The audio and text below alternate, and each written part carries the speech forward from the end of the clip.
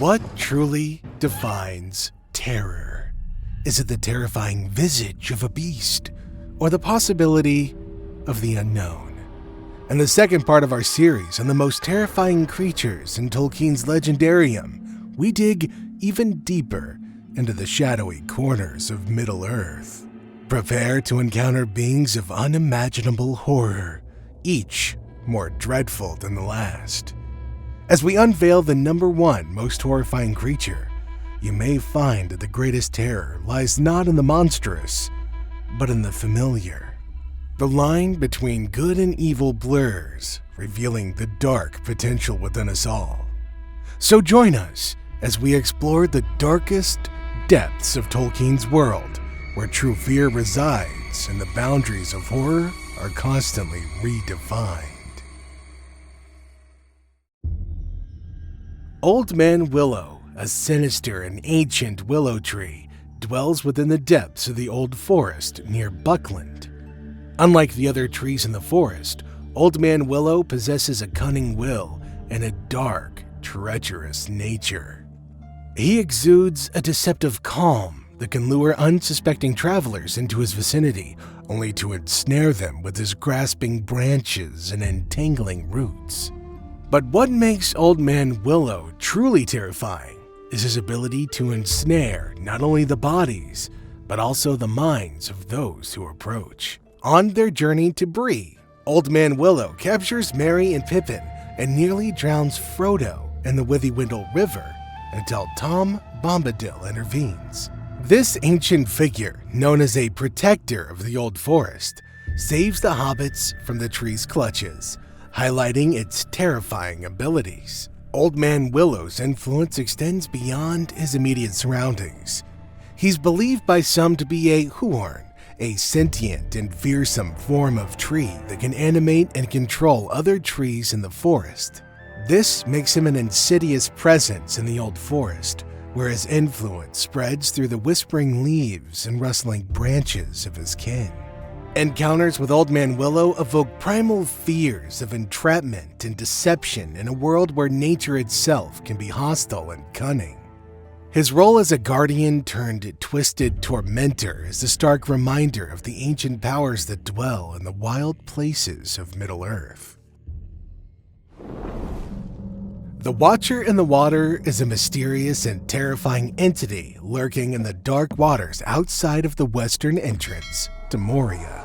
This sinister creature, never fully described, possesses numerous tentacles, unseen eyes, and a powerful vice-like grip, adding to its fearsome mystique. The Watcher's terror lies in its stealth and unpredictability. It attacks suddenly and without warning, dragging its victims into the dark depths with its many tentacles. This surprise element heightens the fear that it induces, as the creature strikes from the murky water without any prior indication of its presence. Its home in the shadowy lake outside Moria's gate adds to the sense of dread and claustrophobia, a place already steeped in ancient danger and foreboding.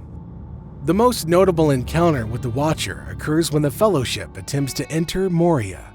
The Watcher seizes Frodo, pulling him towards the water with its strong tentacles, creating a moment of sheer panic and chaos. The Fellowship barely escapes, with Gandalf having to use his magic to fend off the creature. This encounter underscores the Watcher's role as a guardian of the dark and treacherous places in Middle-earth, representing the lurking unseen dangers that lie in wait just beneath the surface. In addition to its attack on the Fellowship, the Watcher is also responsible for the death of the dwarf Oin, one of Thorin's company. After the quest to reclaim Erebor, Oin later joins Balin's ill-fated expedition to Moria. According to the records found by the Fellowship in the Chamber of Mazarbul, Oin meets his end at the hands of the Watcher, pulled into the depths of the dark lake and never seen again. Amongst Middle-earth's horrifying creatures, the Watcher in the Water embodies the perils of the forgotten and dark places of the world, where unnamed terrors dwell just out of sight. The Crebine were an ominous aerial presence in Middle-earth, particularly in the Third Age. These large, black corvids hailed from Dunland and served as the spies for dark forces, especially Saruman the White. Their sole purpose was to gather intelligence and report back to their master, posing a relentless threat to those who dared venture into the open. The terror of the Krebine lay in their cunning and their unholy alliance with sinister powers. Unlike ordinary birds, they were wicked and calculating, capable of understanding and executing their master's will with eerie precision. Their presence in the skies cast a pall of dread, where no movement went unnoticed and no plan remained a secret. The Fellowship encountered them while traversing the lands of Holland. The sudden arrival of a vast shadowy flock forced the Fellowship to hide and halt their journey, underscoring the ever-present danger of their quest being discovered. This encounter revealed the insidious nature of these creatures, who could appear without warning and compromise the safety of even the most vigilant travelers. Their connection to Saruman, who had turned to evil and allied himself with Sauron, intensified their menace. They were an extension of his malevolence, tools of his treachery and betrayal. The sight of a flock of these creatures sweeping across the sky was a dark omen, signaling that the eyes of the enemy were watching and that peril lurked nearby. Barrow-wights are eerie and malevolent spirits that haunt the ancient burial mounds of Cardolan, south of the Great East Road. Legend tells that after the Great Plague devastated Cardolan, the Witch King of Angmar, in service to Sauron, called upon these wights to haunt the Barrow Downs. They became a haunting presence, turning ancient burial sites into realms of dread and despair, where the shadows of the past ensnare the living in their cold, ghostly grips. Barrow-wights are described as shadowy figures adorned with ancient jewelry and wielding dark magic. They embody the corruption of death and decay, a grim reflection of the fading glory and tragic history of Arnor. Their presence serves as a reminder of the darker forces at work in Middle-earth, lurking in forgotten places and preying upon those who venture too far from the light. Frodo and his companions encounter the Barrow-wights while journeying through the Barrow Downs after they've set off for Bree. These wights, cloaked in darkness and ancient malice, entrap the hobbits within their burial mound. They weave spells of dread and despair, seeking to drain the life force of their victims and enslave their spirits. Once again rescued by Tom Bombadil, the hobbits otherwise faced a grim future under the ghoulish influence of the Barrow-wights. The Barrow-wights' spectral presence in Cardolan's ancient burial mounds stand as an unsettling testament to Middle-earth's grim history, shaped by the Arnor's tragic decline and the dark machinations of the Witch King of Angmar. Ensnaring unwary travelers with their dark magic, these spirits evoke the haunting sorrow and corruption that lingers within the Barrow Downs. Tom Bombadil's intervention offers a glimmer of hope amidst this bleak landscape where the struggle between light and shadow unfolds. Glaurung, the father of dragons, emerged from the depths of Angbrand as a relentless harbinger of despair and destruction during the First Age. Morgoth birthed him from the primal fires and sorceries of the ancient world, shaping him into a colossal serpent adorned with impenetrable scales of iron. Dragons, creatures unheard of and unseen before, had been brought forth into Middle-earth, and Glaurung's appearance alone evoked sheer horror and terror. He slithered forth with eyes ablaze, exuding an aura of terror that chilled the bravest hearts. Physically imposing and cunningly intelligent, Glaurung's abilities transcended mere mortal comprehension. His fiery breath engulfed entire armies in roaring infernos, reducing fortresses to ash and rending the earth asunder. And yet, it was his hypnotic gaze that truly ensnared the minds of his foes, weaving intricate spells of confusion and terror that corroded the sanity of those who dared to confront him. Preying upon the weaknesses and fears of elves and men alike, he wielded a mastery of psychological manipulation.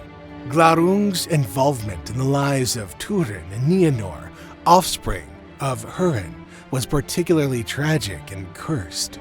He ensnared them in a web of deceit and despair, manipulating them with his cunning and ancient malice. Glaurung used his powerful magic to cast an amnesia curse upon Nienor, erasing her memory and identity. Under the spell, she wandered in confusion until she met Turin, her own brother, and they unknowingly fell in love. Their tragic relationship unfolded amidst the shadows of Glaurung's influence, ignorant of their true kinship. In his dying moments, Glaurung cruelly unveiled the truth to Nienor, shattering the curse that clouded her mind. The revelation of their forbidden love and familial bond drove her to despair, leading her to take her own life. Turin, upon learning of the horrifying truth from Glaurung's dying words, succumbed to grief and ultimately met his own tragic end. Thus, Glaurung's manipulation sealed the fate of the siblings, weaving a tale of sorrow and darkness that echoed throughout the annals of Middle-earth's history. Throughout the lands of Beleriand, Glaurung's name became synonymous with horror and despair. His strategic cunning and ruthless determination left a trail of devastation in his wake, forever altering the course of history and leaving scars upon the souls of those who survived his wrath. While he was the most psychologically terrifying of dragons, his legacy paled in comparison to the sheer terror wrought by the mightiest of Morgoth's creations, Ancalagon the Black. During the War of Wrath, Morgoth unleashed his terrifying host upon the armies of the Valar. Initially, he deployed monstrous, wingless dragons to sow chaos and devastation. These creatures, though fearsome, were surpassed in dread by Morgoth's ultimate creations, the winged dragons, led by none other than Ancalagon the Black. These colossal beasts, never before seen in Middle-earth, brought a new level of terror to the battlefield with their immense size, impenetrable scales, and fiery breath that could engulf armies and cities alike. Ancalagon the Black, greatest of these winged dragons, towered over the battlefield, his presence casting a shadow of doom upon all who beheld him. His scales were like iron, impervious to all but the most powerful of weapons, and his roar shook the very earth. With each beat of his mighty wings, he stirred up storms and hurricanes, further adding to the chaos and devastation wrought upon the lands. In the midst of the escalating conflict, as Morgoth's forces threatened to overwhelm the armies of the Valar, Arundel the Mariner brought hope. Bearing the Silmaril on his brow aboard his ship, Vingalot, guided by its light and aided by the Valar, Arundel engaged Ancalagon in a titanic aerial battle. With unmatched courage and the power of the Silmaril, Arundel faced and ultimately defeated Ancalagon, casting the colossal dragon from the skies in a climactic struggle. The fall of Ancalagon was catastrophic, as his immense body crashed upon the towers of Thangorodrim, the volcanic fortress of Morgoth. The impact shattered the mountains and marked the definitive turning point in the War of Wrath. With Ancalagon's defeat, Morgoth's forces were finally broken, leading to his ultimate capture and imprisonment. Ancalagon the Black's legacy endures as a reminder of the depths of Morgoth's evil and the horrors that he unleashed upon Middle-earth. His colossal form and devastating power symbolize the darkest aspects of Morgoth's evil, embodying the relentless pursuit of domination and destruction. Arendel's victory over Ancalagon marked a rare triumph of light against such overwhelming darkness. But the scars left by the dragon's rampage and the terror that he instilled lingered long after his fall. He serves as a testament to the perilous balance between light and shadow, where even the greatest deed of heroism cannot fully erase the lingering shadows cast by Morgoth's monstrous creations. The Nazgul, also known as the Ringwraiths or the Black Riders, are among the most terrifying and iconic figures of Middle-earth. Once great and terrifying kings of men, they were corrupted by Sauron's 9 rings of power, becoming his most feared servants. Cloaked in darkness and bound to the will of the One Ring, they're both spectral and corporeal, haunting the lands of Middle-earth for thousands of years, doing their master's will. Each Nazgul is a menacing warrior in their own right, possessing enhanced strength, speed, and endurance. The real horror, however, lies in their spectral nature and the aura of fear they exude, chilling the hearts of those who encounter them. Clad in black robes and wielding ancient weapons, they're shrouded in an aura of dread that drains hope and courage from their foes. The Nazgul ride upon felled beasts, grotesque abominations of the sky that inspire nightmares.